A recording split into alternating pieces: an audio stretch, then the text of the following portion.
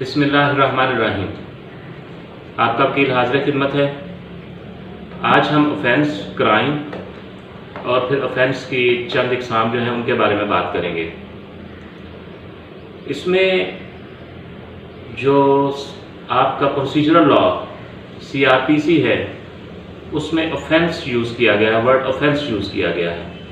Crime वहाँ पे नज़र नहीं आता। तो हम सबसे पहले क्राइम और ऑफेंस के बारे में थोड़ी सी वजाहत करेंगे। क्राइम बेसिकली है क्या? हर सोसाइटी जहाँ पर हम रह रहे होते हैं वहाँ पे कुछ असूल, कुछ तरीके, कुछ ज़वाबित होते हैं, उसके कुछ सोशल नॉर्म्स होते हैं और तमाम काम जो हैं उन सोशल नॉर्म्स को मद्देनज़र रखते हुए किए जाते हैं। जो सोसाइटी में रहने के तरीके चले आ रहे हैं उनके मुताबिक ज़िंदगी गुजारी जाती है। अगर कोई शख्स उन तरीक़ों से, उन सोशल नॉर्म्स से डेविएट करता है, कोई एक्ट करता है, तो उसे हम कहते हैं कि इसने क्राइम कमिट किया है।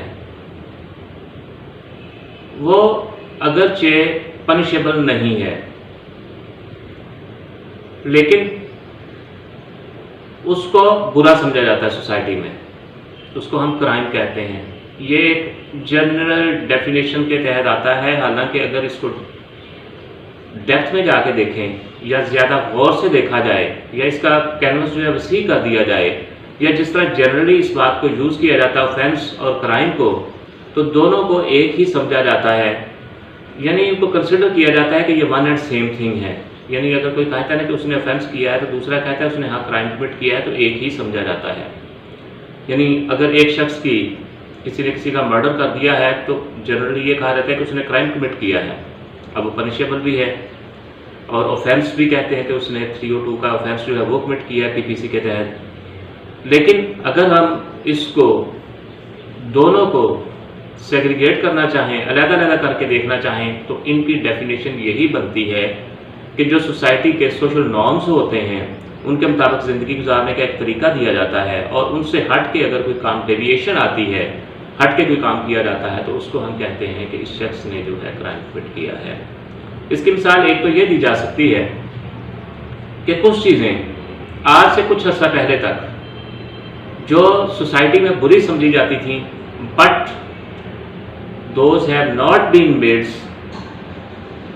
पनिशेबल बाय लॉ, तो उसको हम क्राइम कहते थे। जैसे एक सादा सी मिसाल है, वो कि उसको हम स्ट्रिक्टर सेंस तो नहीं कह सकते।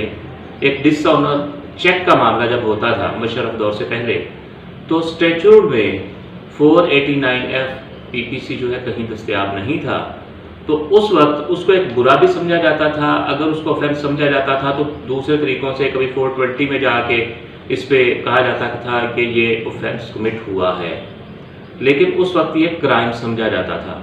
लेकिन जब 489F स्टैट्यूट में लाया गया, ये लॉ बना, तो इसको हमने ऑफेंस कहा क्योंकि that has been made no punishable under law. यानी CRPC और PPC के मुताबिक जब इसको PPC में 489F लाया गया तो स्केड्यूल में भी इसको ला दिया गया और इसको कहा गया कि दैट इज़ पनिशेबल, और जो पनिशमेंट है which may extend to 3 years fine और बोथ, जो बाकी ये मीनिंग देयर बाय मुख्तसर अगर कहें तो इसको पनिशेबल इन लॉ कर दिया गया। पहले ये हम इसको समझते थे और इसको कहा जाता था कि क्राइम है, लेकिन ऑफेंस नहीं कहते थे। इसका मतलब ये हुआ कि जो हर क्राइम है वो ऑफेंस नहीं होता, लेकिन जो हर ऑफेंस है वो क्राइम होता है। यानी जो ऑफेंस का है, यानी एक क्राइम हुआ क्योंकि वो पनिशेबल नहीं था तो ऑफेंस नहीं था, तो जो हर क्राइम है वो ऑफेंस नहीं होता, लेकिन हर ऑफेंस जो है वो क्राइम होता है। जो ऑफेंस है उसका कैनवस उससे बड़ा है। इसकी एक मिसाल दी जा सकती है कि अगर शादी होती है तो शादी में निकाह किया जाता है। निकाह के बाद औकात फौरी तौर पर रुखसती नहीं की जाती, रुखसती बाद में की जाती है। तो निकाह हुआ और रुखसती के लिए टाइम फिक्स कर दिया गया। तरीक़ेकार ये है, या जैसे हम बयान कर रहे हैं कि बाज़ औक़ात शादी होने के वक्त जब निकाह होता है तो फौरी तौर पर रुखसती कर दी जाती है, लेकिन बाज़ औक़ात कुछ टाइम रख लिया जाता है कि इतने वक्त के बाद रुखसती होगी। लेकिन इन द मीन टाइम क्या हुआ, इन द मीन वाइल क्या हुआ कि जो लड़के और लड़की के वालिदैन थे उनमें हालात ठीक नहीं रहे और उन्होंने कहा कि ये आगे रुखसती नहीं होगी। लड़का और लड़की ने जाके यानी इकट्ठे चले गए घर से। उन्होंने कहा कि क्योंकि हम निकाह में हम मियाँ बीवी हैं तो हम घर छोड़ के जा रहे हैं। अब इस चीज़ को ये सोशल नॉर्म्स के ख़िलाफ़ है, सोसाइटी के ख़िलाफ़ है, क्योंकि अक्सर लोग कहते हैं और ये समझा जाता है कि जब निकाह होगा रुखसती होगी तो फिर बाकायदा तौर पे जाना है लड़की ने। लेकिन यहाँ पे क्योंकि उन लोगों की निकाह हो चुका था, वो चले गए, अगर वो FIR के लिए जाते हैं तो FIR नहीं होगी, क्योंकि वो ये समझा जाएगा कि उन्होंने कोई जो है ऑफेंस कमिट नहीं किया, वो कि वो क्राइम हो सकता है, ऑफेंस नहीं है। तो ये ऑफेंस और क्राइम में थोड़ा सा जो हमने इसको सेग्रीगेट करके और उसमें डिफरेंस बताना था, वो इस तरह से कुछ हद तक क्लियर किया जा सकता है। एक एग्जांपल मैंने 489F वाली दी, गो के वो थोड़ी सी इससे मतलब आप समझ लें कि इतनी क्लियर कट नहीं है, लेकिन इन द सेंस कहा जा सकता है क्योंकि उस वक्त 489F स्टैट्यूट में नहीं था। अब जब बेलेबल ऑफेंस हैं, आगे जो ऑफेंसेस हैं उनकी काइंड दी गई हैं। बेलेबल ऑफेंस सबसे पहले देखते हैं और नॉन बेलेबल ऑफेंस क्या होते हैं।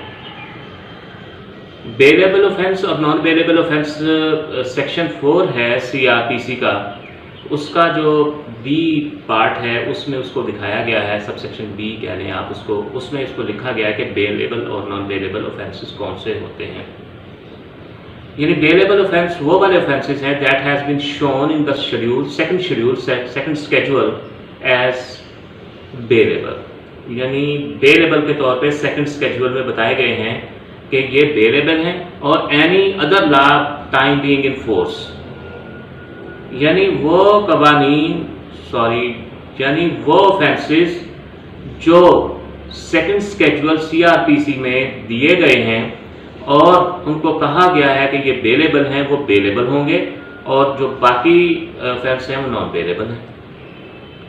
अब इसमें जो बेलेबल ऑफेंसेस के लिए है, इसमें एक जजमेंट है PSJ 1999 लाहौर 1, उसमें उन्होंने कहा है कि वो तमाम ऑफेंसेस जिनमें पनिशमेंट 3 इयर्स तक हो सकती है वो बेलेबल हैं, unless and otherwise those offences have been made specifically non bailable. यानी स्टैट्यूट में जितने भी ऑफेंस दिए गए हैं अगर उनकी सज़ा 3 साल तक हो सकती है तो वो बेलेबल होंगे, अगर उनको नॉन बेलेबल स्पेसिफिकली स्टैट्यूट में नहीं बनाया गया। तो इसी तरह से 489F की सज़ा जो है वो भी 3 साल तक है, लेकिन वो नॉन बेलेबल है क्योंकि स्टैट्यूट ने उसको स्पेसिफिकली नॉन बेलेबल बना दिया है। अब इसके बाद है कॉग्निजेबल ऑफेंसेस। कॉग्निजेबल ऑफेंसेस वो वाले ऑफेंसेस होते हैं इन which police may arrest without warrant. ये भी सेकंड स्केड्यूल CRPC में बयान किया गया है कि सेकंड स्केड्यूल CRPC ये कहता है कि वो offences in which police may arrest without warrant they are cognizable offences, और बाकी दूसरे जो हैं वो नॉन कॉग्निजेबल होंगे। अब इसके अलावा कुछ ऑफेंसेस ऐसे भी हैं, ये बेलेबल हो गया, नॉन बेलेबल हो गया।